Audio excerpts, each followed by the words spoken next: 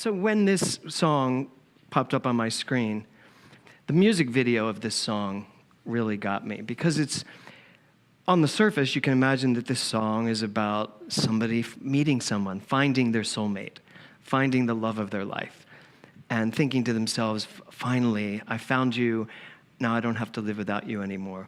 And at the beginning of the video, he's finding this girl, and they fall in love, and then there's their wedding. And then there's one moment where she walks past a pillar and comes out the other side fully pregnant. And I had a William moment. I just burst into tears, and I'm watching this, and then the baby's born. And so the whole thing went from, I don't have to live without you, the love of my life. I don't have to live without you, my child. But then by the end of the song, I was like, wait a minute. This is about enlightenment. This is about, I don't have to live without the person I know myself to be anymore. I don't have to live, because when the child started running and playing, I realized that both parents were putting all of their love on this child and realizing that it was all about, the entire song came to be about self-discovery. Finding this little child, giving it every chance in the world to find itself, that it never has to live in a world where it feels alone because it knows who she is. It was a little girl. And of course, having lost my own daughter 3 years ago, it was just so emotional for me. And when I got to, I don't have to live without you anymore, I had this very visceral feeling all over my body of like, no, I don't. I can reinterpret this. Yes, Nora's not here, but I never have to live without her. And so it was such a beautiful, beautiful way to, start my week finding this song.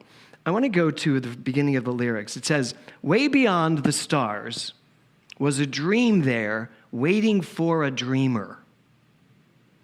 So way beyond the stars, there's a dream waiting for a dreamer. So you are the dreamer, and within you are all of these things just waiting for you to dream them. Way beyond this life that you are living right now, this very physical world that you live in right now, is something so amazing, just begging you to hear it, to listen to it, to dream it up. And I do mean dream it up into the highest level of consciousness, and then find your way to living it out loud. He goes on to say, I never saw it coming. Then one day, I saw it coming, and there was you.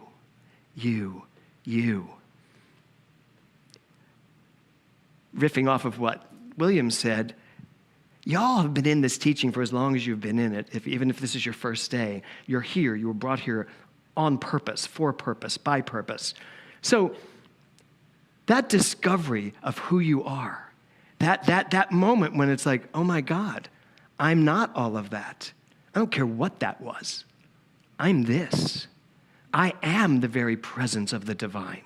That's who I truly am. That's who I really am. And I don't have to live without you anymore. I don't have to go back to all that old stuff. He says, how could it be so that a heart this full could burst wide open, be reawoken? And I love that he made up that word, because there's no such word as reawoken. It's reawakened, but it doesn't rhyme with open. I love that. Why? Reawoken. Did you know what he meant? We all knew what he meant, so it's a valid word. Reawoken. So how could it be so that the heart this full could burst wide open, be reawoken? The title of my talk today is Bursting Wide Open. And that's what I'm here to get you all to do today. Did y'all hear him? He went, oh. But that is what I want you to do today. Are you ready to burst wide open? Yeah. See, you are. I know you are. Right. So to burst wide open. So my call to you today is this. If you are ready to burst wide open, what are you waiting for? An invitation? Are you waiting for something to happen to burst wide open? Because here's the thing. It may or it may not happen. But what's happening inside of you is the only reason you need to burst wide open. When you get to tap into what you really are, who you really are inside, there's your invitation to burst wide open. William's correct. That day when you suddenly realize what this teaching's all about, these guys, when they did their panels yesterday, when they're sitting there spouting out what they know and finally hearing, congratulations, you passed. It's like, there you go, burst wide open. I know who I am. Let's all say that. I know who I am. Now, the more you mean it, the more you really know who you are, bursting wide open is a given. It just happens. That's who we are. That's what we are.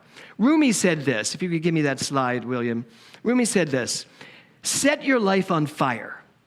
Seek those who fan your flames. Who's ready to burst into flames? You are? Come up here. We have a whole trick set up. No. So set your life on fire. Sometimes you really do have to set it on fire to figure out what's happening. How many of you, when was the last time you really set your life on fire? And I don't really mean where you took these big chances and everything fell apart. I'm not talking about that, although that's one version. But I mean, when's the last time you really set your heart on fire? What does it take for that to happen? Sometimes it just takes music for me. Sometimes I can just play the music so loud and dance all over the house, just dance and have fun. And that bursts me into flames. And I have fun. I'm generally alone when this happens. Seek those, and here's the other part of this, seek those who fan your flames. Do you know why most people don't set their lives on fire? Because they have surrounded themselves with people who don't set their lives on fire. Because they have somehow become accustomed to the ordinary life of just living from morning to the afternoon to the evening to bed. That's not how we were really brought into this world. A baby doesn't know what time it is. How many of you have raised children? Did they ever know what time it was in those early days? No. If they were hungry at 2 a.m., they just let you know. That's who we truly are. We are these babies inside, these infants of passion, waiting to just let ourselves be known to the world.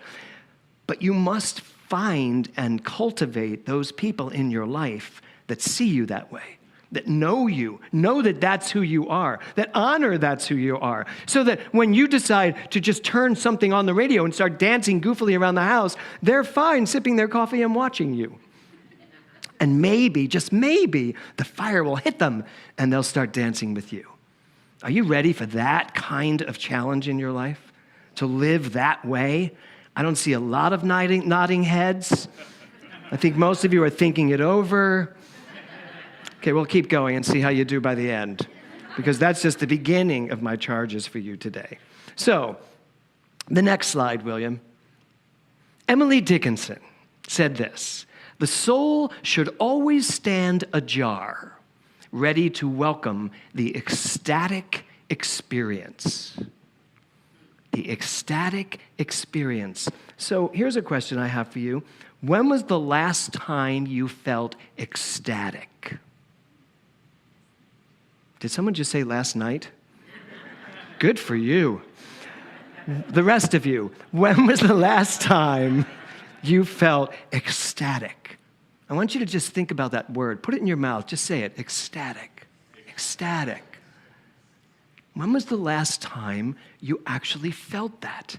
That you really felt this amazing... I have to tell you, so I changed my routine.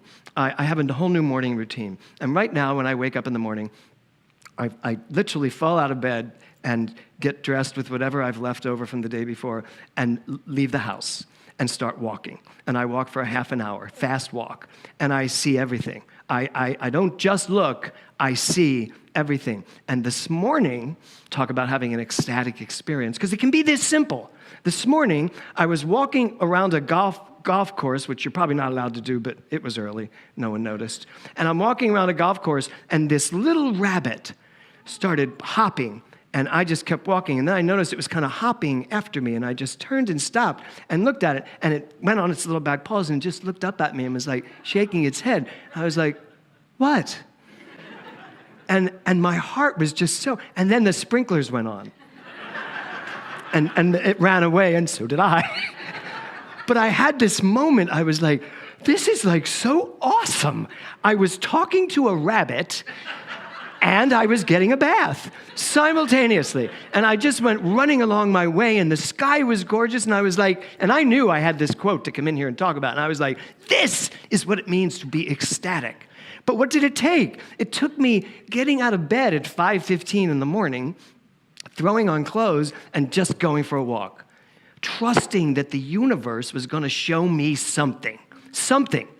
And I didn't care what. I wasn't outlining it, saying, here's what I'm going to see, here's how it's going to work. No, it was just like, here I am, I surrender to all of it. And then I get little Peter Cottontail coming up, just talking to me. So when was the last time, and I mean ecstatic, when was the last time you had a moment like that? Here's the thing about those moments. They don't just come oh so very seldom. They're there every moment. I can have one right now if I want one, and I'm choosing it, just looking out at all of your faces. I know most of you don't get to be in the position I'm in, that I'm standing up here, but if you did, and you got to stand up here and look out at everybody's faces, I know some people are afraid of that. I'm not, clearly. I'm not afraid of that. I love that. I absolutely love that. And here's the funny part of this. When I was first starting out in ministry, this was the scariest part because I was an actor. I love acting. I'd starred in Broadway shows and I've acted all over the world. And I have no problem acting, hiding behind a character, playing a character. When you get up like this, even when I used to be the singer at Dr. Walker's church, you get up and sing, there's no character to hide behind, right, Mindy? It's just you. I now love that. But you know what shifted me? I finally remembered who I was. Once I remembered who I was, there's nothing that isn't fun. There isn't anything that you can be afraid of. So, are you willing today, and I mean today, to find some moment to find ecstatic joy in your life? Yes? And I don't even mean you have to go searching for it. I mean you have to be open to it. Because if you're willing to just be open to it, I guarantee you, it's going to hit you. It will show up. And it can be the most subtle thing. So don't think it has to be a marching band coming down the street. It can be the quietest thing, which Mindy sang a couple weeks ago. Would you give me the next slide, William? So back to Rumi. Stop acting so small. You are the universe in ecstatic motion. When I say I remember who I am, it's not that I remember everything that I've done. That's not what I mean. Not I remember who I am an actor, a singer, a father, a husband. No, not that. When I say I remember who I am, I'm understanding it now on a quantum level. That all there is this creative energy. That we are nothing more or less than this infinite creative energy that is part of everything. It's the entire universe moving itself through me. So when he says, stop acting so small, you are the whole universe in ecstatic motion. There is a creative energy inside of you that is just begging you to say, Cheryl, do you not hear me, see me, feel me, think me, know me, live me? I don't know where that came from, but that felt good. That's what's going on inside of you at all times, no matter what. Even if you're in the midst, Holly, of your most struggling piece of arithmetic in your job, within that is still ecstatic joy. Somewhere. And I guarantee you, if you live life from that premise, you're going to find more joy in your life than you ever knew could happen, because you will no longer be just looking for the problems. Bless you. You will no longer just be aware of what's not working, because that's what quantum physics is all about, teaching us that where we put our attention expands. And if we constantly spend our lives putting our attention on the problems, they're just going to expand.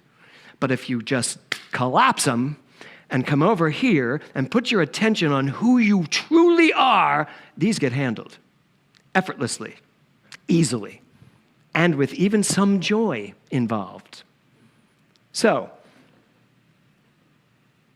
conclusion.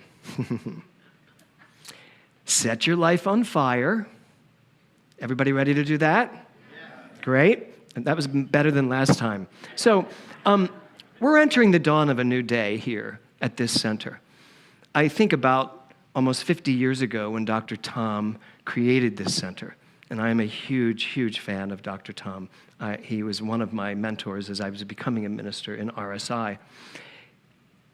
That little man, that little powerhouse had so much fire in him, yes? How many of you remember Dr. Tom? Yes. Great, yes, let's give it up for him. So he had so much fire in his belly, as Ernest Holmes said. He really did. And, stop acting so small, you are the universe in ecstatic motion. Dr. Tom Costa was the universe in ecstatic motion. They didn't call him Dr. Love for nothing, because he really knew that he was love only. And so right now at the center, we are on the precipice of stepping into a fire, a gigantic field of pure momentum and energy and expansion and growth. This teaching is at an apex, which is willing and ready now to be the floor of the next jump. And it is time, yes? It is time for us, if you would go to that next slide there, William. It is time for us. Don't feel so lonely. The entire universe is inside you. Next week we're going to have this big meeting and we're going to talk about going independent. Don't feel so lonely. Don't think independence is about suddenly becoming one thing in the universe. No, it's about giving ourselves the opportunity to actually allow the entire universe to move through us so that we can separate ourselves from those that do not want to see that and step into the world saying, we are one immense, enormous, fabulous, expansive teaching. And that teaching says that right where I am, God is. Right where I am, the universe is ready to just ignite and take off. So I invite you, as you go through this week, to really, really set yourself on fire, set your heart on fire. Or as Dr. Holmes says, as Ernest Holmes says, find the fire in your belly and then let it lift itself up to your heart. Feel it here. Feel that fire, feel that passion, feel that ecstatic emotion that comes over you when you find out that who you are is not who you thought you were. Who you are is the entire universe, the entire ocean in a drop. It is time, go to the next slide, William. It is time for every single one of us to not see that slide. Go back to my first slide, talk title. It is time for every single one of us to burst wide open. Are you ready to do that? You ready to do that? Let me hear you. Yeah. Okay. So you've got a whole week to do it. Find as much as you can to get excited about. Find as much fire in your belly as you can and go out there and find a bunny rabbit. And I guarantee you, you are going to be on your way to the most amazing trip of a lifetime. Namaste. Thank you. Thank you. Thank you.